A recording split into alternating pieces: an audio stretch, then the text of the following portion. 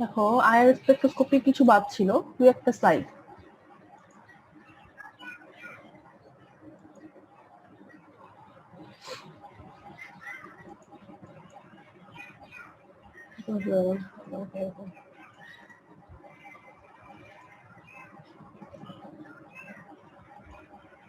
এই পর্যন্ত হয়েছিল নেয়ার আয়ার ইন মেডিসিনাল সায়েন্স, এটা বাদ ছিল। আর আজকে আয়ার শুরু যাবে, এই নোটটা আমরা শুরু করতে পারবো। দেখো নেয়ার আয়ার যেটা কি হয়, একটা থেরাপিউটিক উইন্ডো হিসেবে কাজ করে। থেরাপিউটিক উইন্ডো মানে হচ্ছে তোমার এই এনআইআর মানে নেয়ার আয়ার রেঞ্জের যে তোমার ওয়েভটা আছে, রেডিয়েশনটা আছে, সেই রেডিয়েশনটা তোমার টিস্যুতে ম্যাক্সিমাম অ্যাবজর্পশন করতে পারে। ঠিক আছে, টিস্যু মানে সেলের টিস্যুতে আমরা অনেকগুলো সেল নিয়ে টিস্যু গঠন করে, যে টিস্যুতে তোমার টিস্যু দিয়ে আমরা যে ইনফরমেশন গুলো পাই, সেই ইনফরমেশন গুলো আমরা নেয়ার আয়ার রেডিয়েশনটা পাস করে জানতে পারি। ঠিক আছে, আবার নেয়ার আয়ারটা কি করে, ওয়াটার এবং হিমোগ্লোবিনও অ্যাবজর্ব করতে পারে। মানে ওয়াটার, শরীরের মধ্যে যে ওয়াটার এবং হচ্ছে হিমোগ্লোবিন কন্টেন্ট আছে সেটা এনআইআর রেঞ্জে অ্যাবজর্ব করতে পারে। এই কারণে আমরা কি করতে পারি, খুব সহজেই বডি সারফেসের উপরেই নেয়ার আয়ারটা পাস করে বিভিন্ন ইনফরমেশন আমরা কালেক্ট করতে পারি। ঠিক আছে, দেখো এখানে লেখা আছে নেয়ার আয়ার also known as optical window. Optical window or therapeutic window কারণ হচ্ছে এটা টিস্যুতে ম্যাক্সিমাম পেনিট্রেট করতে পারে। NIR is a range of wavelength. এখানে একটা কাজ করবা, এনআইআর নেয়ার আয়ারের রেঞ্জটা এখানে দিয়ে দিবা তোমরা। ঠিক আছে, এখানে পার্সেন্টিমিটার যে রেঞ্জটা আছে তার রেঞ্জটা দিয়ে দিবা। NIR absorbed by water and hemoglobin. Spectra readings can be easily collected from the body surface. Body surface থেকে আমরা কি করছি, বডি ফ্লুইড যেটা এবং হচ্ছে হিমোগ্লোবিনের রিডিংটা নিয়ে তোমার ইভেন টিস্যু, তোমার হচ্ছে ব্রেইন সংক্রান্ত যে রিডিং গুলো এবং হচ্ছে ওয়াটার কন্টেন্ট কতটুকু আছে, ওয়াটার কন্টেন্টের মধ্যে তোমার যে পার্টিকেলস গুলো থাকবে সেটা ঠিক আছে কিনা, হিমোগ্লোবিনের পরিমাণ কতটুকু, এটা আমরা এনআইআর দিয়ে মাপতে পারি। Functional analysis of brain and other tissue. ব্রেইনের কিছু রিডিংও তোমার হচ্ছে এনআইআর মেশিন দিয়ে নেওয়া যায়। Analytical tool for diagnosis disease. এখন এখানে তোমার প্রশ্ন তোমার কোন আসতে পারে, নেয়ার আয়ার in medicinal chemistry, medicinal science, অথবা আসতে পারে এরকম নেয়ার আয়ারকে কেন অপটিক্যাল উইন্ডো অথবা থেরাপিউটিক উইন্ডো বলা হয়। এরকম প্রশ্ন আসতে পারে। এই পার্ট কথা পার্ট তো মুখস্থ করে নিতে হবে। র্যামান স্পেকট্রোস্কোপি, যেসব মলিকুলে তোমার আমরা জানি আয়ার অ্যাবজর্পশনের ক্ষেত্রে একটা শর্ত হলো কি, আয়ার কি শেষ? না আয়ার প্রায় শেষ, প্রায় শেষ, আর একটু বাকি আছে যেগুলো। ব্যাপারটা গেল কোথায়, না দাঁড়াও তো দাঁড়াও, যে কোথায় অ্যাড করলাম এটা আমি, ফার্মি রেজোনেন্স এই যেখানে চলে আসছে। আচ্ছা যাই হোক, ফার্মি রেজোনেন্সটা বাদ করেছিল, তো ফার্মি রেজোনেন্সটা আমি অ্যাড করে দিয়েছি।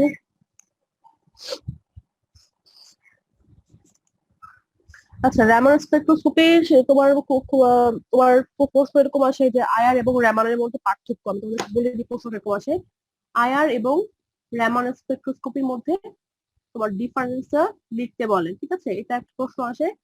আর অনেক সময় প্রশ্ন আসে তোমার একটা আয়ার এবং র্যামান একে অপরের পরিপূরক, এরকম একটা প্রশ্ন আসে। ঠিক আছে, এই প্রশ্নটা তোমরা একটু করবা। তো কেন পরিপূরক, কারণ হচ্ছে আয়ার যেসব মলিকুলের মধ্যে ডায়াপোল মোমেন্টের চেঞ্জ হয় সেই ধরনের মলিকুলের তোমার হচ্ছে ভাইব্রেশনাল স্পেকট্রোস্কোপি রিড করতে পারে, আর র্যামান করে যাদের কোনো পোলারাইজেবিলিটি যাদের পোলারাইজেবিলিটি তোমার আমি ইনডিউস করতে হয়, যাদের ন্যাচারালি যে মলিকুলের ক্ষেত্রে তোমার হচ্ছে ডায়াপোল মোমেন্টের কোনো চেঞ্জ হয় না। ঠিক আছে, সেই ধরনের বন্ডের ক্ষেত্রে আমরা কি করি, একটা ইলেকট্রিক ফিল্ড অ্যাপ্লাই করে, আমি ইলেকট্রিক ফিল্ড অ্যাপ্লাই, আমার কাছে দাও, ইলেকট্রিক ফিল্ড অ্যাপ্লাই করে কি করি, ইলেকট্রিক ফিল্ড অ্যাপ্লাই করে তোমার হচ্ছে ইনডিউস একটা ফিল্ড তৈরি করা হয়, সেই ফিল্ডে তোমার হচ্ছে যে তোমার একটা পোলারাইজেবিলিটি তৈরি করা হয়, মানে জোর করে ডেল্টা প্লাস এবং ডেল্টা মাইনাস চার্জটা তৈরি করা হয়। মানে তোমার কোনো ইলেকট্রিক ফিল্ড তুমি যদি এখানে দাও, ঠিক আছে, তাহলে কি হবে, ইলেকট্রন গুলো কিছুটা এই কার্বনের দিকে চলে যাবে, তখন ডেল্টা মাইনাস আর এখানে পজিটিভ যেহেতু নিউক্লিয়াস সাইড দিকে চলে আসবে, এই কার্বন দিকে চলে আসবে, তখন ডেল্টা পজিটিভ। ইনডিউসড পোলারাইজেবিলিটি তৈরি হবে। এই যে তোমার এই ধরনের কম্পাউন্ডে আমি ইলেকট্রিক ফিল্ড তৈরি করে জোর করে একটা পোলারাইজেশন তৈরি করছি, এটাকে বলা হচ্ছে পোলারাইজেবিলিটি।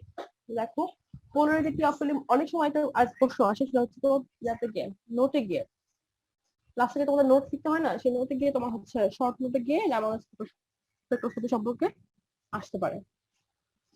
আচ্ছা, polarizability of a molecule when a molecule is put into a static electric field, তার মানে ইলেকট্রিক ফিল্ডে যদি কোনো মলিকিউলকে রাখা হয়, it suffers some distortion. Obviously distortion হবে, কারণ ইলেকট্রিক ফিল্ডে কি থাকে, একটা পজিটিভ পোল থাকে, নেগেটিভ পোল থাকে। পজিটিভ পোলের দিকে ইলেকট্রন গুলো চলে যাবে এবং নেগেটিভ পোলের দিকে নিউক্লিয়াসটা চলে যাওয়ার চেষ্টা করার ফলে কি হবে, পার্শিয়ালি চার্জ তৈরি হবে।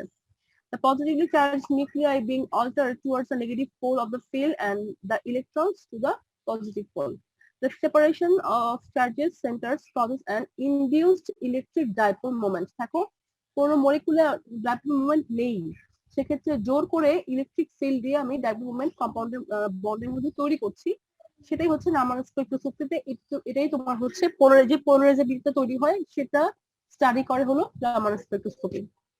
আচ্ছা, dipole moment to be set up in the molecule and the molecule is said to be polarized. হ্যাঁ, polarized ছিল না, তারপর আমি যোগ করে polarized করেছি।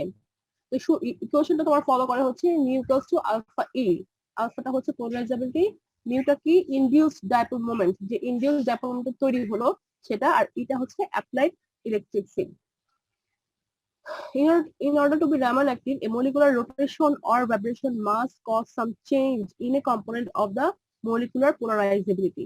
তার মানে কি, যদি Raman আর কি হতে হয়, তাহলে রোটেশনাল এবং ভাইব্রেশনাল মোডের যে কোনো একটা কম্পোনেন্টের চেঞ্জ হতে হবে। রামান তোমার হচ্ছে এই তোমার হচ্ছে কি বলে, যে লেজারটা পাস করবো, লেজারটা অ্যাবজর্ব করার পরে যে পোলারাইজেবিলিটি এবং অ্যাবজর্ব করার যে আগে যে পোলারাইজেবিলিটি, সেটার মধ্যে একটা পার্থক্য থাকতে হবে। তার মানে পোলারাইজেবিলিটি চেঞ্জ হতে হবে।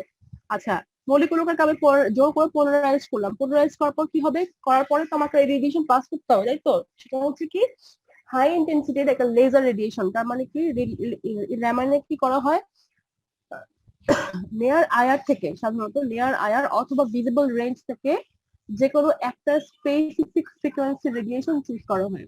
ঠিক আছে, লেজার রেডিয়েশন, লেজার মানে কি, লেজার মানে হচ্ছে তোমার রেডিয়েশনটা আমার যেমন আয়ারে কি করি, আয়ারে আমরা 400 থেকে 4000/সেন্টিমিটার, তাই না, একটা রেঞ্জ আমরা ইউজ করতেছি, একটা একটা পারফেক্ট রেঞ্জ, কিন্তু আমরা বড় একটা রেঞ্জ কিন্তু আমরা ইউজ করছি। কিন্তু লেজারে যেটা করা হয়, একটা এখান থেকে একটা স্পেসিফিক তোমার হচ্ছে ফ্রিকোয়েন্সি, একটা নির্দিষ্ট ফ্রিকোয়েন্সি রেডিয়েশন চুজ করা হয়। সাপোজ আমি হচ্ছে 850/সেন্টিমিটার এই ফ্রিকোয়েন্সিটা আমি চুজ করলাম। এই ফ্রিকোয়েন্সি, শুধুমাত্র এই ফ্রিকোয়েন্সি রেডিয়েশন যখন আমি ফিক্স করে দিব, মানে রেডিয়েশনের ফ্রিকোয়েন্সি যখন ফিক্স হয়ে যাবে, তখন সেটাকে বলা হবে লেজার।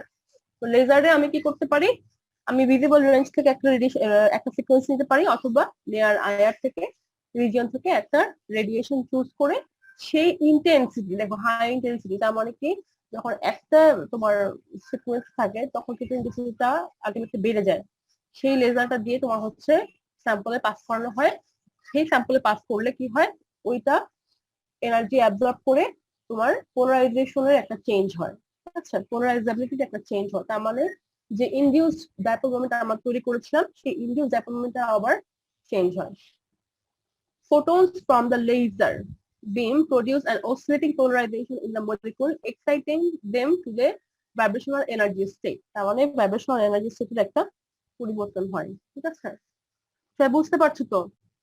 এটা হচ্ছে তোমার বেসিক রামান স্পেকট্রোস্কোপির বেসিক, যে তোমার হচ্ছে যে ধরনের মলিকুলের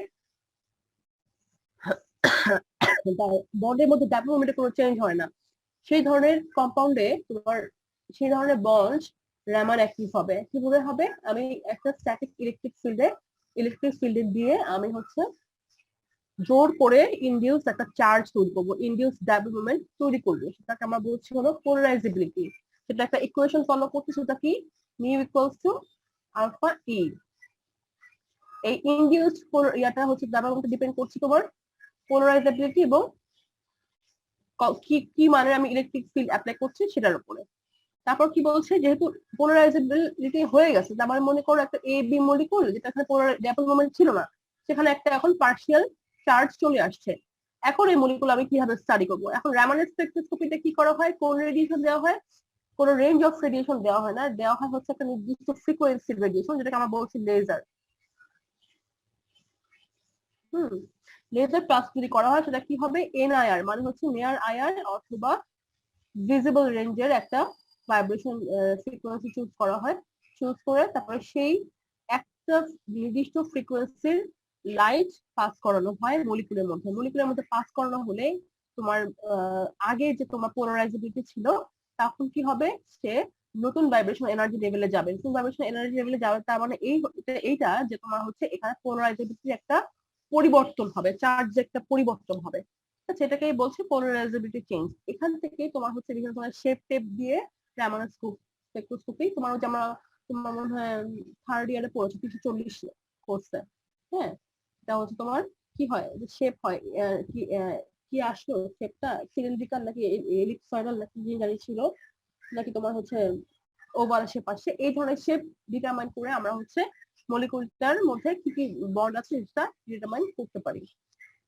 আচ্ছা, অ্যাপ্লিকেশনটা কি, identify molecule and study chemical bonding and intramolecular bonds used to characterize materials, measure temperature and find out crystallographic orientation of a sample. Crystallographic orientation of sample আমি পড়ি নাই, তোমার যদি অ্যাপ্লিকেশনের মধ্যে এটা পড়ে নিও, মুখস্থ করবা। ঠিক আছে, এই হলো তোমার গ্রামার স্পেকট্রোস্কোপির বেসিক, যে কিভাবে করে এটা কাজ করছে। যেটা বললাম শর্ট নোটে তোমরা যেটা করবা সেটা অবশ্যই আয়ার এবং রামানের মধ্যে ডিফারেন্সটা পড়ে নিবা। না, দুই ধরনের পোলারাইজেশন কি আমরা ব্যবহার করি? দুই ধরনের পোলারাইজেশন কোথায়? একটা তোমার পোলারাইজেশন কোনটা, পোলার দুইটা পোল তৈরি হচ্ছে, যেটাকে পোলারাইজেশন বলছি, তাই না? এখন আমরা যে ইলেকট্রিক ফিল্ড দিচ্ছি, এটা একটা ইলেকট্রিক ফিল্ড। ইলেকট্রিক ফিল্ডে positive and negative charge part থাকে, পুল থাকে, আমরা জানি। এটা তো তোমার ফিক্সড। হ্যাঁ, ফিক্স তৈরি করার পরে আমি যখন একটা ইনার্ট মলিকুলকে, যার কোনো ডাইপোল মোমেন্ট নাই, সেই ধরনের মলিকুলকে যখন আমি এই ফিল্ডে দিব, তখন কি হবে, তখন একটা এইখানে একটা পোলারাইজেবিলিটি তৈরি হবে। এই একটাই পোলারাইজেবিলিটি, মেইনলি তোমার হচ্ছে এই একটাই পোলারাইজেবিলিটি তৈরি হচ্ছে। এটা কিন্তু তোমার মানে কি বলবো, এটা কিন্তু একটা কনস্ট্যান্ট ভ্যালু। আমি যেটা দিব সেটাই, মানে কত ভোল্টের আমি 1.5 ভোল্টের একটা ইলেকট্রিক ফিল্ড আমি এখানে অ্যাপ্লাই করলাম, 2 ভোল্টের ইলেকট্রিক ফিল্ড অ্যাপ্লাই করলাম, এটা ফিক্সড। ঠিক আছে, এই ইলেকট্রিক ফিল্ড অ্যাপ্লাই করে আমি পোলারাইজেশনটা আমি তৈরি করছি। এই যে পোলারাইজেশন মানে দুটো পোল তৈরি হওয়া। আগে কার্বন কার্বন সিঙ্গেল বন্ড ছিল, কোনো এখানে দুইটাই কোনো পোলার ছিল না, তাই তো? কিন্তু আমি ইলেকট্রিক ফিল্ড অ্যাপ্লাই করে ডেল্টা পজিটিভ ডেল্টা নেগেটিভ হচ্ছে, একটাই পোলারাইজেশন তৈরি হচ্ছে। তারপরে কি করছি, যখন আমি রামান স্পেকট্রোস্কোপি দিচ্ছি, রামান রেডিয়েশন, রামানের রেঞ্জে আমি রেডিয়েশন যখন পাস করছি, তখন কি হচ্ছে, এই পোলারাইজেশনের একটা চেঞ্জ হবে। যেমন আমরা আইআরএ কি করেছি, আইআরএ যখন আমরা আইআর রেডিয়েশনটা দিই, তখন কিন্তু আমার ভাইব্রেশনাল লেভেলের পরিবর্তন হয়, তাই তো? রামানের স্পেকট্রোস্কোপিও তো ভাইব্রেশনাল লেভেল পরিবর্তন হয়, কিন্তু আইআরএ কিন্তু আরেকটা জিনিস হয়, ডায়াপোল মোমেন্টের একটা চেঞ্জ হতে হবে। কিন্তু আইআর অ্যাবজর্পশন করার আগে যে ডায়াপোল মোমেন্ট থাকবে, আইআর অ্যাবজর্পশন পরে ডায়াপোল মোমেন্টটা একটু চেঞ্জ হবে, ডায়াপোল মোমেন্টের মানটা। ঠিক আছে, ঠিক একইভাবে এখানেও একই রকম। রামানের যে তোমার রেডিয়েশনটা আছে, রেডিয়েশনটা অ্যাবজর্ব করার আগের যে পোলারাইজেবিলিটি যে ভ্যালুটা এবং অ্যাবজর্ব করার পরের যে পোলারাইজেবিলিটি, সেটার মানটা ভিন্ন হবে, এটা বলেছি আমি। এরপর কোনো প্রশ্ন থাকলে জিজ্ঞেস করতে পারো। পোলারাইজেশন তোমার হচ্ছে চেঞ্জ হতে হবে, মোট কথা হচ্ছে এটা। যেমন আমরা দেখো একটু আমি আগে এটা দেখাই, আমরা আগেও কিন্তু পড়েছিলাম যে পোলারাইজেবিলিটি কি বলে, ডায়াপোল মোমেন্টের একটা চেঞ্জ হতে হবে।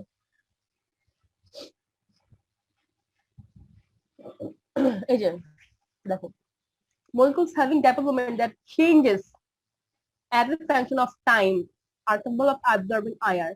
টাইম বলতে বোঝাচ্ছে আয়ার দেওয়ার আগে এবং আয়ার দেওয়ার পরে, এটা।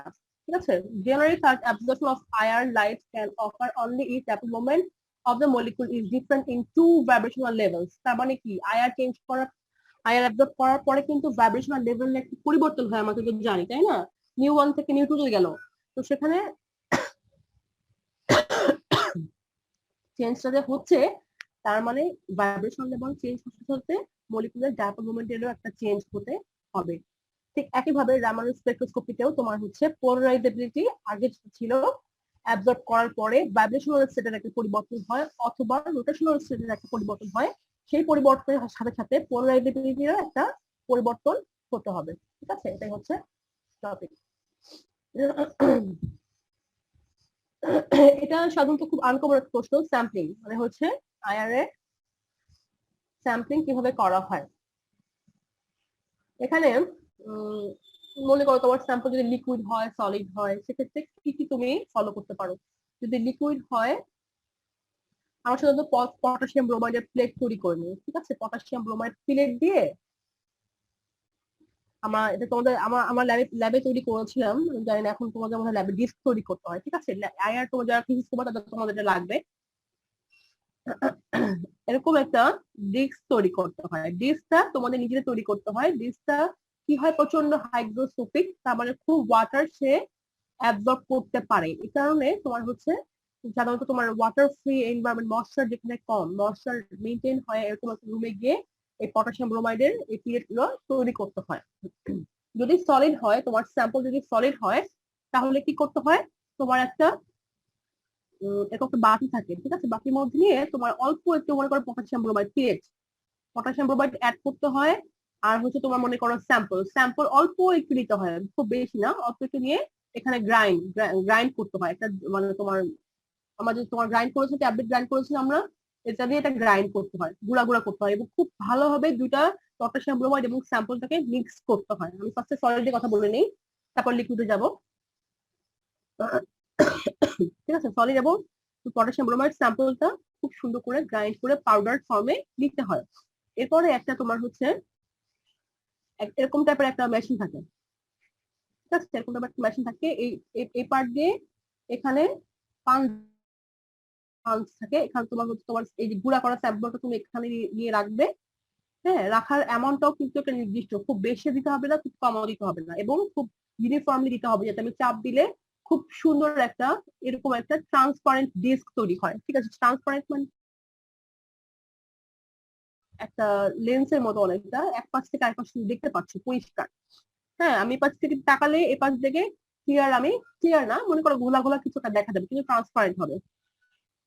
এরকম করে প্রেসার দিয়ে আমি একটা ডিস্ক তৈরি করব। এই পার্টটা খুব শক্ত থাকে, অনেক জোরে প্রেসার দিয়ে এখানে পাঞ্চ করে এই ডিস্কের উপর প্রেসার দিয়ে তোমার হচ্ছে এই গুঁড়া গুঁড়া থাকে, সেগুলো থেকে আমাদের একটা প্লেট তৈরি হয়। ঠিক আছে, সাধারণত এই কাজটা আমরা ল্যাবেই করেছি। ল্যাবে ডিস্ক তৈরি করে নিয়ে গিয়ে আমরা হচ্ছে মনে করো যে ওয়াজিদ মিয়াতে নিয়ে গিয়েছিলাম, তারপর ওরা ওখান থেকে আয়ার করে দিয়েছে। হ্যাঁ, এটা মনে হয় তোমাদের ক্ষেত্রে এখন একই রকম অনেকটা, তো এটা একটু জেনে রাখো যে কিভাবে করে করতে হয়। মেইন টপিক হচ্ছে যে তোমার যেটা জানার বিষয়, তোমার এক্সপার্টের বিষয়, সেটা হচ্ছে এখানে গ্রাইন্ডটা খুব ভালোভাবে করতে হবে, স্যাম্পল খুব বেশিও না আবার খুব কমও না। ঠিক আছে, খুব সুন্দর করে গ্রাইন্ড করে এখানে মিক্স করতে হবে। মিক্স করার পর এখানে যে অ্যামাউন্ট আমি দিব এখানেও সমান করে লেভেল করে এটা স্যাম্পলটা বসাতে হবে। বসার পরে উপর থেকে চাপ দিতে হয় অনেক, বারবার করে কিছুক্ষণ প্রেসার দিয়ে একটা ডিস্ক তৈরি করতে হয়। ঠিক আছে, সেই ডিস্কটা যদি অ্যাটলিস্ট এই মাঝখান বরাবর যদি ক্লিয়ার কিংবা ট্রান্সপারেন্ট হয় তখন বুঝবে তোমার ডিস্কটা ভালো হয়েছে, রিডিংটা ভালো আসবে। আর যদি এরকম হয় তোমার হচ্ছে ট্রান্সপারেন্ট না, গোলা গোলা কিংবা পাউডার পাউডার রয়ে গিয়েছে, দেখা যাচ্ছে না, হ্যাঁ, এক পাশ থেকে আরেক পাশে দেখা যাচ্ছে না, তখন বুঝবে যে ডিস্কটা ভালো হয় নাই, আবার করতে হবে। অনেক সময় কি হয়, ডিস্কটা একবার যদি একটু ভেঙে ভেঙে যায়, ঠিক আছে, একদম সুন্দর ক্লিয়ার না হয়ে দেখা যায় যে একটু ভেঙে ভেঙে আসতেছে, তখন কিন্তু বুঝতে হবে যে ডিস্কটা আবার বানাতে হবে। ঠিক আছে, অনেক সময় দেখা যায় যে এখন এই মনে করো যে সুন্দর ট্রান্সপারেন্ট আসছে কিন্তু কর্নার দিয়ে একটু ভেঙে গেছে, এটা কোনো সমস্যা না, কারণ কারণ হচ্ছে সাধারণত ডিস্কের মাঝখান দিয়ে আয়ার রেডিয়েশনটা পাস করে। ঠিক আছে, এই রেডিয়েশন পাস করার পরে এখান থেকে তোমার হচ্ছে রিডিংটা নেয়। এই কারণে মাঝখানে যদি তোমার ক্লিয়ার থাকে তাহলে বুঝবা যে তোমার ডিস্কটা হয়েছে। আচ্ছা, এইভাবে করে তোমার হচ্ছে সলিড স্যাম্পলের ডিস্ক তৈরি করে আয়ার স্যাম্পলিংটা করা হয়। আর যদি লিকুইড হয়, লিকুইডের ক্ষেত্রে কি করা হয়, লিকুইডের ক্ষেত্রে তোমার হচ্ছে যেটা করা হয় শুধুমাত্র পটাশিয়াম ব্রোমাইডের প্লেট তৈরি করা হয়। ঠিক সেম প্রসেসে আমি শুধুমাত্র, যেহেতু সলিড স্যাম্পল আমার নেই, লিকুইড স্যাম্পল, তোমার হচ্ছে পটাশিয়াম ব্রোমাইড প্লেট তৈরি করতে হবে। ফার্স্টে একই সেম প্রসিডিওরে একটা প্লেট তৈরি করবো শুধু পটাশিয়াম ব্রোমাইড দিয়ে, সল্টের প্লেটটা তৈরি হয়ে গেলে ওর উপরে আমি 1 থেকে 2 ফোঁটা ড্রপ গার্ড দিয়ে লিকুইডটা আমি দিয়ে দিব। 1 ফোঁটা দিলেই হয়ে যায়। হ্যাঁ, ওইটা শুকানোর পরে তারপর আমি হচ্ছে এটা রিং দিব। দেখো, a drop of liquid organic compound is placed between a pair of polished sodium chloride অথবা potassium bromide plates referred to as salt plates. When the plates are squeezed gently, a thin film of form between them. A spectrum determined by this method is referred to as neat spectrum. আচ্ছা, তার মানে কি আমরা যেরকম করে করেছি লিকুইডের মধ্যে আমরা হচ্ছে ইয়ানি নিয়েছিলাম। এই লিকুইডটা অনেক সময় অনেকের প্রোডাক্ট কিরকম আছে, দামি প্রোডাক্ট আসে, বুঝছো? দামি মানে হচ্ছে 18 প্রোডাক্ট আসে। 18 প্রোডাক্ট আসলেও কিন্তু তুমি এটাকে জাস্ট পটাশিয়াম ব্রোমাইডের মধ্যে একটু জাস্ট মানে একটু মিশিয়ে নিলেই তুমি এটার আয়ার পেতে পারবে। আর সল্টটা তো বললামই এরকম ভাবে না, ওয়েট করো।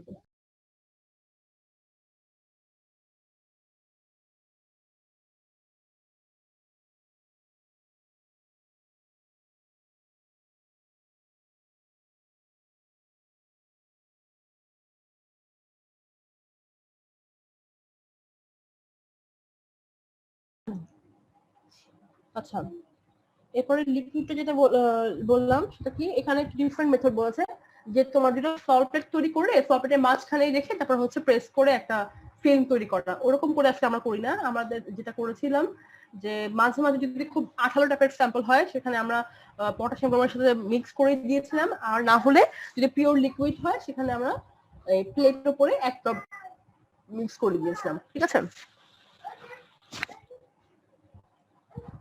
তারপরে কি নুজল মানে একটা কথা আছে, একটু ওয়েট করো।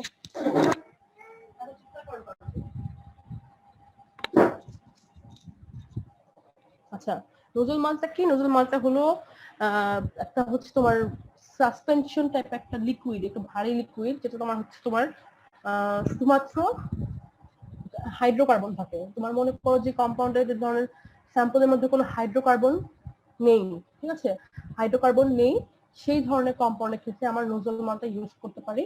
এইখানটা কি হয়, তোমার হচ্ছে involves grinding a compound with mineral oil. Nozzle মানে হচ্ছে তোমার শুধুমাত্র মিক্স অফ হাইড্রোকার্বন নেওয়া হয় to create a suspension of the finely ground sample dispersed in the mineral oil. তার মানে কি তোমার হচ্ছে ওই এই নোজলের মধ্যে তোমার হচ্ছে তোমার স্যাম্পলটা ভেসে থাকে, আর একটা সাসপেনশনের আকারে থাকে। ঠিক suspension is placed between the salt plate, দুটো সল্ট প্লেট তৈরি করে তার মাঝখানে দেওয়া হয়, দিয়ে তারপর হচ্ছে প্রেস করে তোমার একটা লেয়ার তৈরি করে ডিস্ক তৈরি করে সেটা স্যাম্পলিং করা হয়। The main disadvantage of this method is that the mineral oil obscure band মানে কিছু ব্যান্ড বাহার দিচ্ছে কিংবা হচ্ছে তোমার ঢেকে ফেলে, সেটা হচ্ছে কিসের, এই যে এই মানের যে যেগুলো আছে, জানো যেহেতু তোমার হচ্ছে অ্যালিফ্যাটিক রিজিয়ন, হ্যাঁ আমরা যেটা বলছি তোমার অ্যালিফ্যাটিক ইয়া থাকে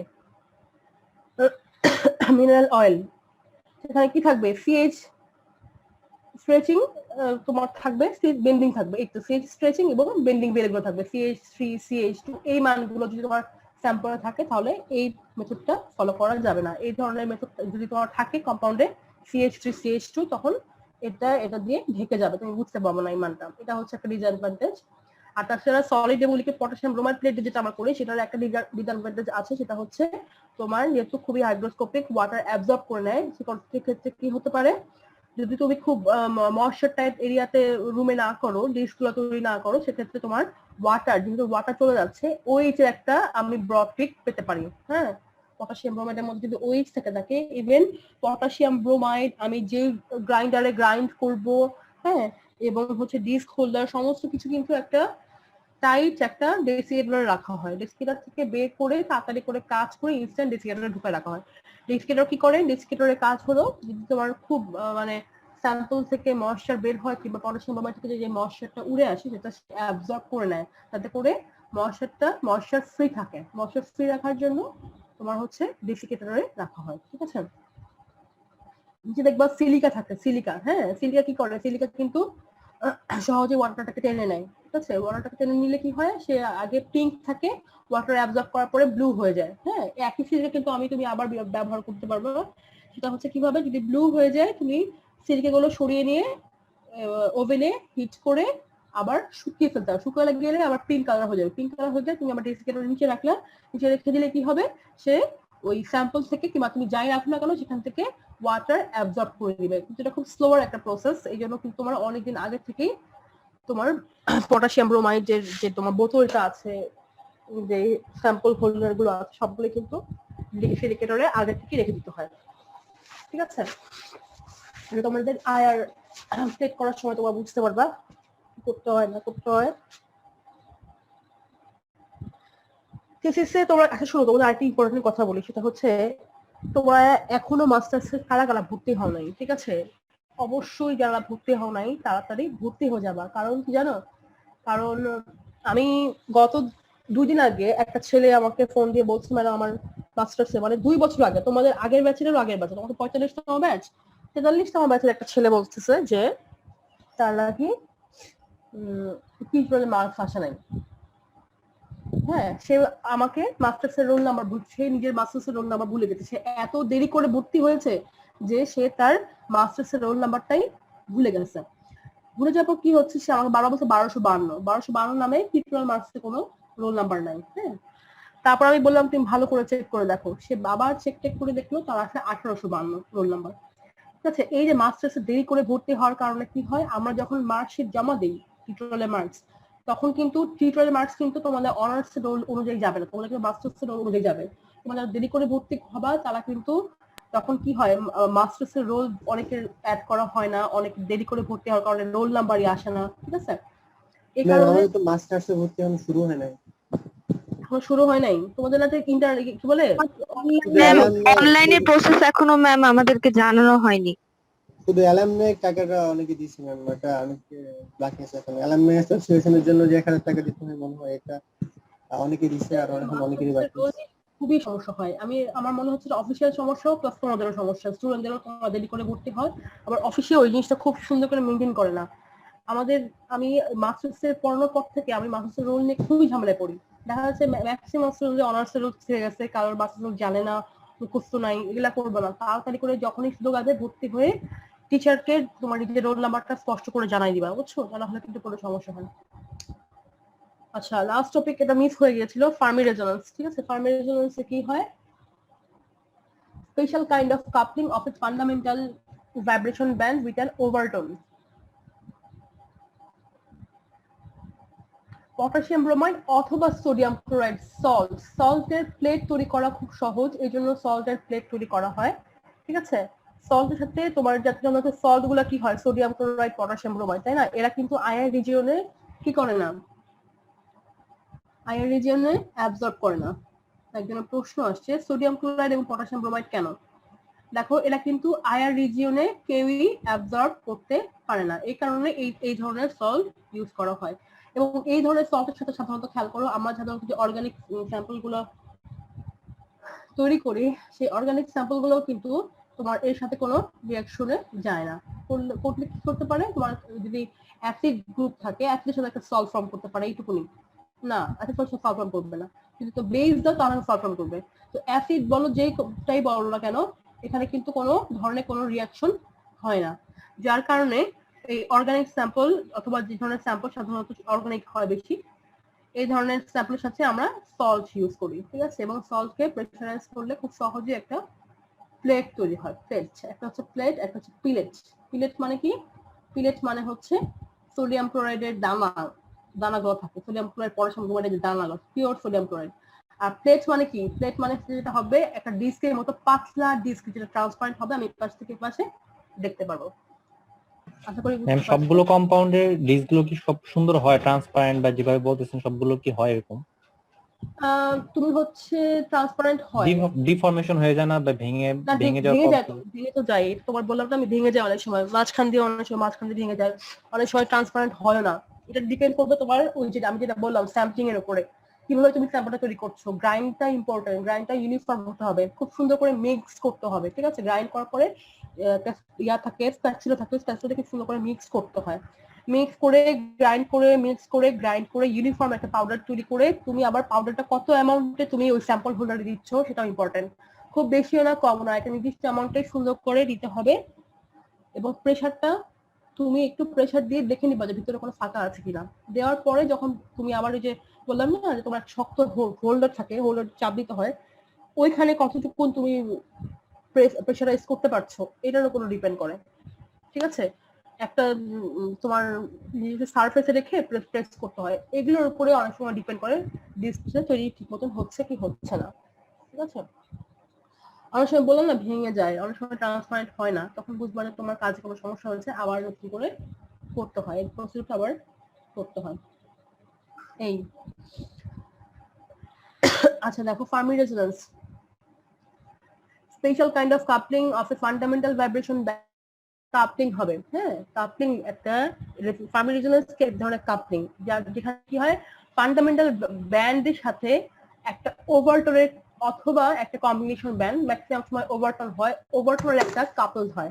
ঠিক আছে, কাপলিং হয় ফান্ডামেন্টাল ভাইব্রেশন এবং ওভারটোন, অথবা ফান্ডামেন্টাল ভাইব্রেশন প্লাস কম্বিনেশন ব্যান্ডের একটা কাপলিং হয়। The coupled vibration is called Fermi resonance. Fermi resonance between the overtone of the allyhalic CH bending, CH bend, ঠিক আছে, CH বেন্ডিংটা কততে আছে, অ্যালডিহাইডের CH এর বেন্ডিংটা আছে তোমার 1400 পার সেন্টিমিটার। ঠিক আছে, ধরো ফার্স্ট ওয়ান্ডার কত হয় 2 ইনটু 1400 ইকুয়ালস টু 2800। ঠিক আছে, তার মানে 2700টা হচ্ছে তোমার ফান্ডামেন্টাল এই ব্যান্ডটা, এর সাথে কাপলিং করবে হচ্ছে 2800 পার সেন্টিমিটার। তার মানে অ্যালডিহাইডের CH-টা এরকম একটা পিক আসবে। ঠিক আছে, দেখো এই যে কাপলিং করে গেছে, একটার সাথে একটা ওভারল্যাপ হয়েছে, একটা তোমার থাকে হলো ওর নিজস্ব ব্যান্ডটা যেটা একটু শার্প হয়, আর ওভারটোনটা একটু সবসময় ওভারটোনের ইন্টেন্সিটিটা সবসময় ছোট হয়। ঠিক আছে, এটা হচ্ছে ওভারটোন ব্যান্ড। আচ্ছা, আরেকটা কি আছে, আরেকটা উদাহরণ তোমার হচ্ছে যদি বেনজয়েল ফ্লোরাইড নাও, বেনজয়েল ফ্লোরাইড, এটা তো গেল অ্যালডিহাইডের, প্রশ্ন অনেক সময় বেনজয়েল ফ্লোরাইড নিয়েও আসতে পারে। বেনজয়েল ক্লোরাইডের কার্বনিল মূলকটা দুইটা ব্যান্ড শো করে কেন? ঠিক আছে, এখানে কি হয়, এখানে যেটা হয় বেনজিনের যে সিএইচ আছে, হ্যাঁ, বেনজিনের সিএইচ এর বেন্ডিং এর ওভারটোন হয়। বেনজিনের সিএইচ, এই হাইড্রোজেন বেনজিনের সিএইচ এর বেন্ডিং ভ্যালু হচ্ছে তোমার 875, এইটার ফার্স্ট ওভারটোন হচ্ছে তুমি 2 দিয়ে গুণ করো 1750 পার সেন্টিমিটার। এইটাও তোমার হচ্ছে বেনজয়েল ক্লোরাইডের ক্ষেত্রে সিওর ক্ষেত্রে একটা ওভারটোন পাওয়া যায়, যেটা কাপল করে এই যে 1790 এর স্ট্রেচিং ব্যান্ড, যেমন এটা হচ্ছে ফান্ডামেন্টাল, এটা হচ্ছে ওভারটোন, এই ওভারটোন ব্যান্ড আর ফান্ডামেন্টাল ব্যান্ড কাপল করে। সেক্ষেত্রে কি হয় 1790 একটু শার্প পাওয়া যায়, তারপর হচ্ছে নিচে আমি 1745 এরকম মান পাই, 1745 1750। ঠিক আছে, এরকম। ম্যাম বলো, এখানে ওভারটোন পাওয়ার কি কোনো স্পেসিফিক রিজন আছে যে কেন পাচ্ছি আমরা? ওভারটোন তোমার হচ্ছে তোমার ওয়েভলেন্থের একটা সুপার ইম্পোজ হওয়ার কারণে ওভারটোনটা হয়। ঠিক আছে, সাধারণত তোমার সিএইচটা কি, সিএইচ যখন তুমি তোমার আয়ার একটা রিজিওন একটা রেঞ্জে যখন তুমি পাস করতেছো, তখন কি হয় সিএইচ অ্যাবজর্ব করলো মনে করো। ঠিক আছে, সিএইচ অ্যাবজর্ব করার পরে এই সিএইচ অ্যাবজর্পশনটাই কিন্তু দেখো 2 দ্বিগুণ হচ্ছে, তার মানে কি এটারে কিন্তু ওভারল্যাপ হচ্ছে। এখন আমি রেডিয়েশন যখন দিচ্ছি, দেখো আমার রেডিয়েশন বলছি অ্যাবজর্ব করছে, আসলে কি হয় ওয়েভলেন্থের সুপার ইম্পোজেবল হচ্ছে। হ্যাঁ, এই যখন সুপার ইম্পোজ করে একটা, এই ওয়েভলেন্থে একটার উপর সুপার ইম্পোজ করে, তখন আসলে তোমার ওভারটোনটা হয়। ঠিক আছে, সাধারণত কি হয় বেন্ডিং ভ্যালু থেকে ওভারটোনটা আসে। ঠিক আছে, কম ভ্যালু থেকেই বেন্ডিং ভ্যালু সাধারণত সময় কি বলে ফান্ডামেন্টাল যে স্ট্রেচিং ভ্যালু আছে, স্ট্রেচিং ভ্যালু সাধারণত ওভারটোন হয় না, বেন্ডিং ভ্যালু থেকে ওভারটোন গুলো আসে, ছোট ছোট ভ্যালু গুলো আবার রিপিট হয়। ঠিক আছে, এই আর কি। তো এখানে তোমাদের আয়াটা শেষ। টুকটাক যদি কোনো টপিক বাদ পড়ে যায়, তোমার নিজেরা একটু পড়ে নিবা। ম্যাম ইউবি স্পেকট্রোস্কোপি কি কোনো টপিক বাদ আছে ম্যাম? এটা অনেক ছোট মনে হচ্ছে সাইকেল তো খুব। ইউ স্পেকট্রোস্কোপি তোমাদের যেটা বলছিলাম যে ইয়া করবা, ইউ স্পেকট্রোস্কোপিতে আমার জানার মতে বাদ নাই, আমি যেটুকু পড়িয়েছি।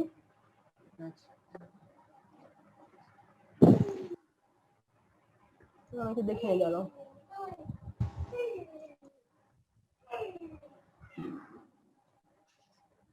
স্পেকট্রোস্কোপি তোমাদের যেটা যদি বাগ হয় সেটা হচ্ছে যে কারণে হবে সেটা হলো আমি তোমাদেরকে বলেছিলাম যে ইয়া করো, স্যাম্পল গুলো পড়াশোনা করে আমাকে জানাও। দেখো এখানে এই যে উডওয়ার্ড ফিশার রুল অনুযায়ী কম্পাউন্ডের এক্সাম্পল অনেক কম দেওয়া আছে, ঠিক আছে? কম্পাউন্ডের এক্সাম্পল অনেক কম, কয়েকটা বই থেকে নেওয়া হয়েছে। তোমাদেরকে আমি বলেছিলাম আমার কাছে কিন্তু একটা শীট আছে, তোমাদের শীটটা আমি দিয়ে দিব। হ্যাঁ, শীটটা সলভ করা উডওয়ার্ড ফিশার রুল অনুযায়ী। আমি তোমাদেরকে ফার্স্ট টাইম চাইছিলাম তোমরা যেটা পড়ো, যেটা পড়ে তারপর হচ্ছে কোনটার কোনো প্রবলেম তোমার কিন্তু একজনও করো নাই, একজন করে আমাকে জানানো নাই যে এইটা এটা সমস্যা। ইউভিতে না আর ম্যাম সমস্যা বাচ্চার বলতে কথা যে না, আমি 3-4টা বই নিয়ে এখানে ইয়া করেছি, ঠিক আছে? এখানে বাচ্চার কথা না, তারপর তোমার যদি পড়তে ইচ্ছা করে পড়ে নিবা, সিলভারস্টাইনের বই, কেম্পের বই সবগুলা পড়বা, পড়লে দেখা যাবে কত কত টপিক বেরো যাবে।